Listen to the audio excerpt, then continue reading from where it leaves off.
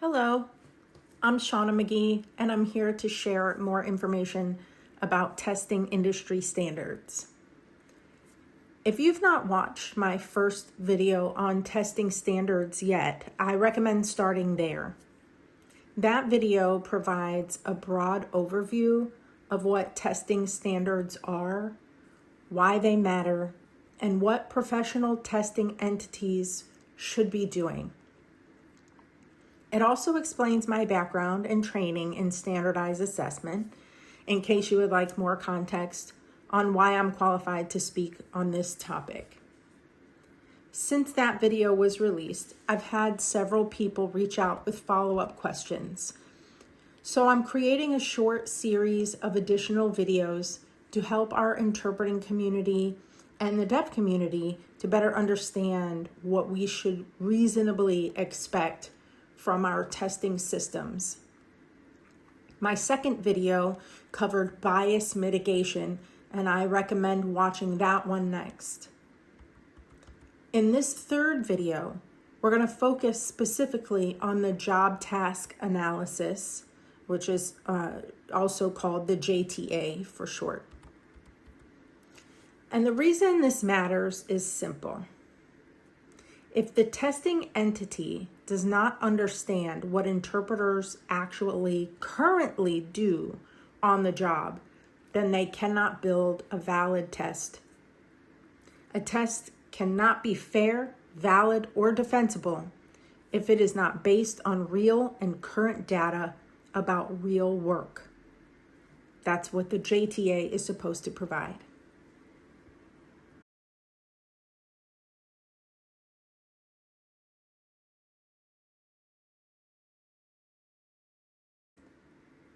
Before you can give a fair test, you have to understand the job. That's what a job task analysis, or JTA, does. A JTA is the foundation of every legitimate professional exam. Without it, everything built on top of it is questionable. So let me explain clearly what a JTA is, what it is supposed to do, and why it matters.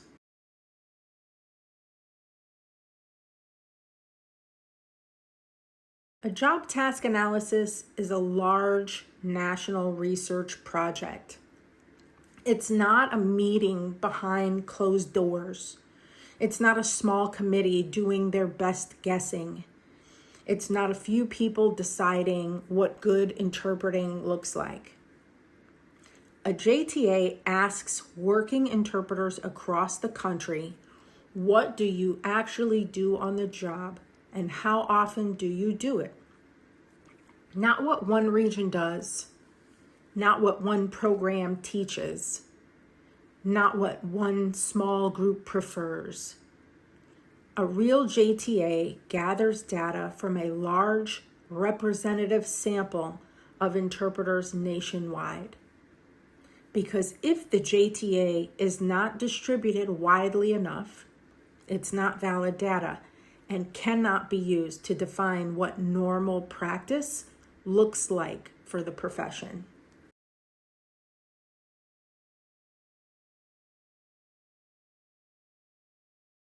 The JTA results become the blueprint for the certification exam.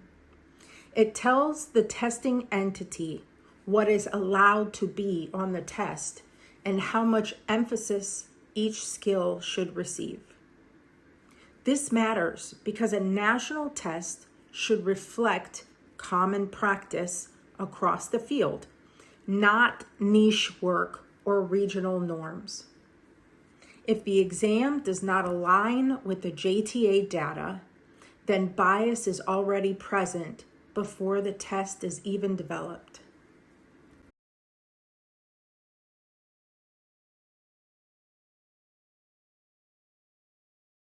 A JTA is a snapshot of the profession at a specific point in time.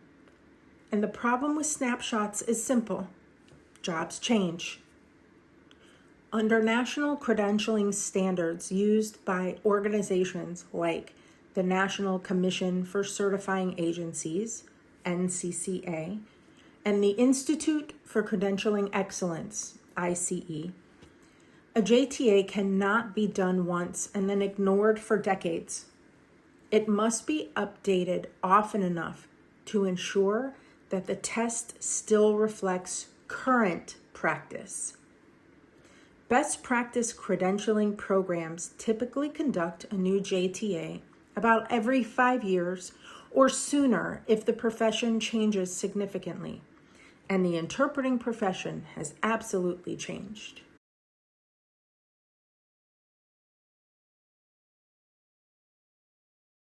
In 2004-2005, the Registry of Interpreters for the Deaf conducted a large national job task analysis to develop the first version of the National Interpreting Certification.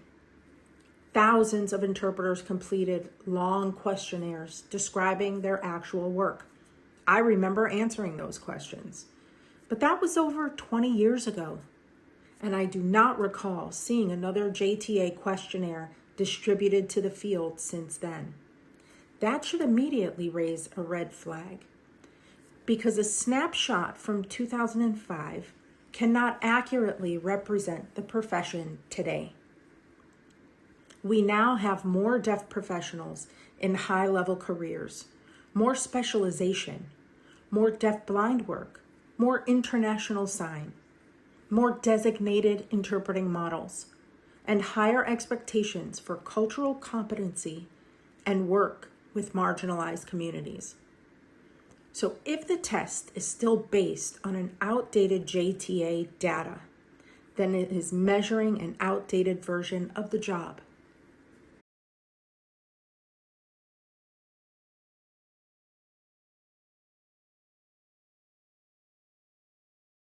Interpreting does not look the same everywhere. The Deep South looks different than the DMV, DC, Maryland, Virginia area. Rural work looks different than urban work. Orlando and New York City have more performing arts work. The DMV area has more government work. The Bay Area and Seattle have more tech work. Coastal states see more emergency management.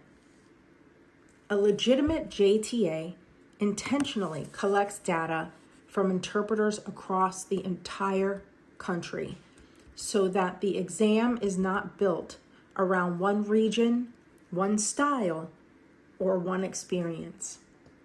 That is how regional bias is prevented. For a JTA to be legitimate, credentialing research standards expect a statistically defensible sample, not just a handful of responses. This means hundreds and often thousands of working practitioners nationwide that should participate so the data truly reflect the profession's diversity.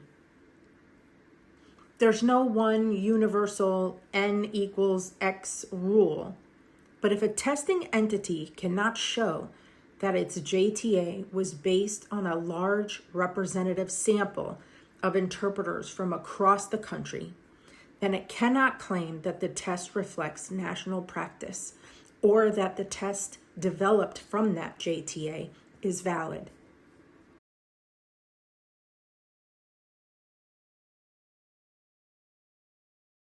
I go back to my previous example of a national driving test. If that test were designed only by people who learn to drive in New York City, it would heavily test parallel parking, dense traffic, one-way streets, taxis, and pedestrians. People who learn to drive in New York City would pass that test easily.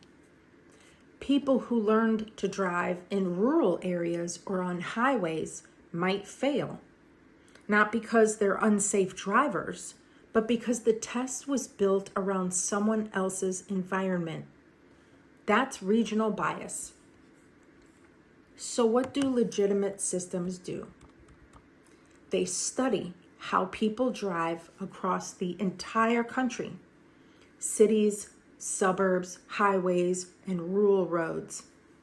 Then they identify the skills that all drivers have in common and build the test around those shared skills. That is exactly what a JTA does.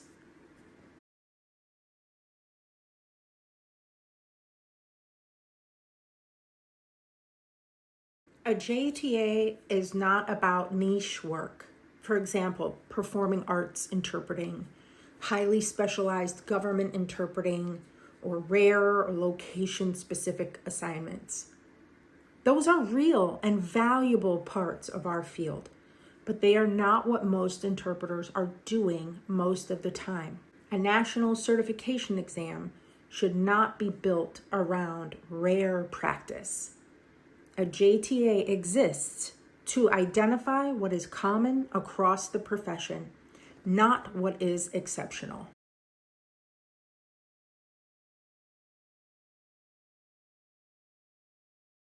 Once the data is collected, the JTA looks for patterns. It asks what tasks are performed most often, what skills are used regularly, what knowledge is consistently required. For example, how often does the average interpreter work with deafblind consumers? How often do interpreters use sight translation? How frequently do interpreters interpret medical encounters? How often do they interpret performing arts? We should not test heavily on skills that most interpreters rarely use.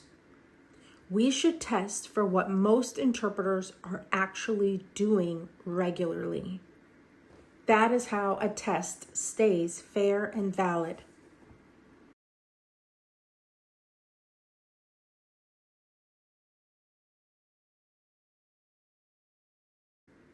Once the data is analyzed, it should not stay hidden. A legitimate JTA is published for the profession. This does two important things. It tells the testing entity what is allowed to be on the exam, and it tells test takers what they should actually be preparing for.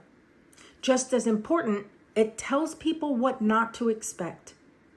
This transparency prevents secret criteria, moving goalposts, and arbitrary test content. A legitimate certification program does not hide its job task analysis. The JTA is not proprietary information. It is the public foundation that justifies what is being tested and why. If a testing entity claims that their test is valid and reliable, then they should be able to provide the JTA that proves the test reflects real national practice. Without a published JTA, there is no way for the profession to verify that the test is based on evidence rather than internal opinions. And if they cannot show the data, then the claims of validity and reliability are not credible, no matter how many times they repeat them.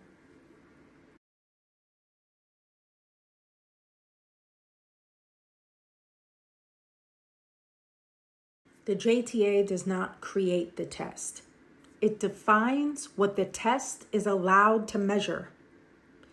The exam must match the JTA, not loosely, not conceptually, directly. If the test content does not align with the JTA, then the exam is not valid.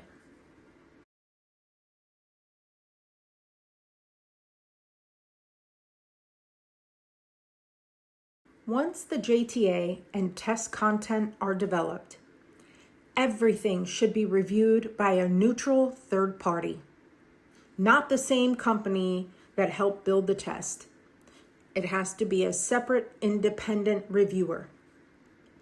That reviewer verifies that the JTA was done correctly, that the test aligns with the JTA and that the exam measures what it claims to measure.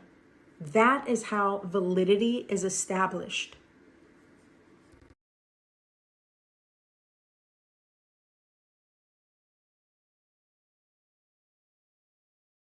Because the JTA is published, test takers can compare the exam to the JTA.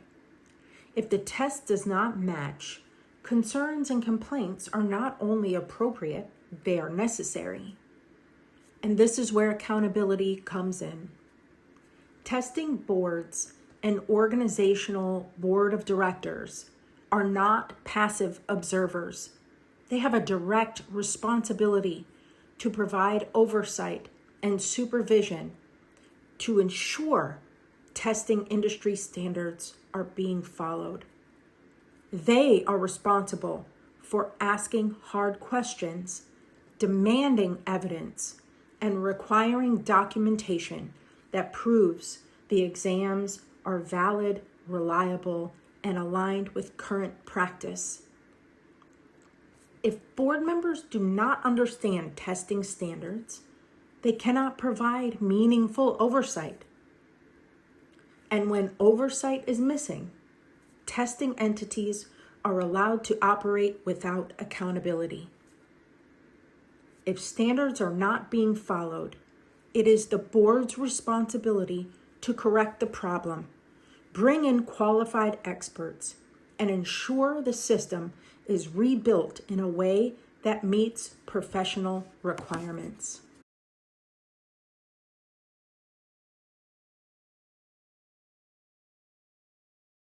This is not abstract. This affects your credentials, your mobility, your income, your professional legitimacy. If the foundation is broken, everything built on it is unstable. The JTA is the foundation of the entire certification system, and you should care very deeply about who is allowed to build your foundation.